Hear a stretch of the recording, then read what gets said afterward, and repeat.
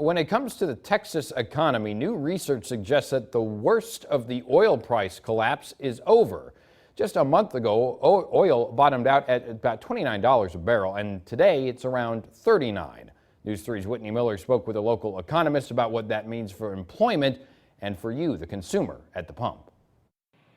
In the last 3 months, economist Dr. Jim Gaines says Texas's unemployment is slowing after a major decline in the energy industry last year. The biggest monthly job loss was probably in about November. And January, February, we're still losing jobs, but not nearly as fast were we losing jobs. And it appears now that it's going back the other way. He says if this trend is true, then the state may have hit its maximum job loss.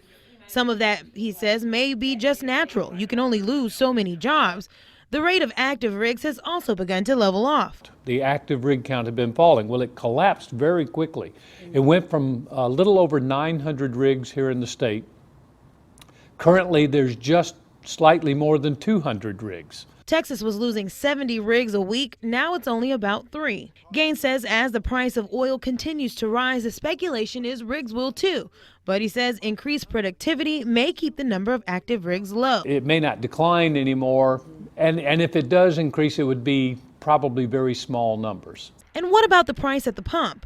You may have noticed the cost of a tank creeping back up. Gaines says savings at the pump haven't boosted the economy like experts hoped. It actually hasn't happened. The money that's evidently being not spent on gas might either be being saved or paying off debt or doing other things, but the consumption part of it hasn't come in as heavily or as pronounced as we might have thought. In Bryan, Whitney Miller, News 3. Gaines does say it's too early to call on whether jobs will return to industries when it comes to the oil, but he does say that trends show it could take several years.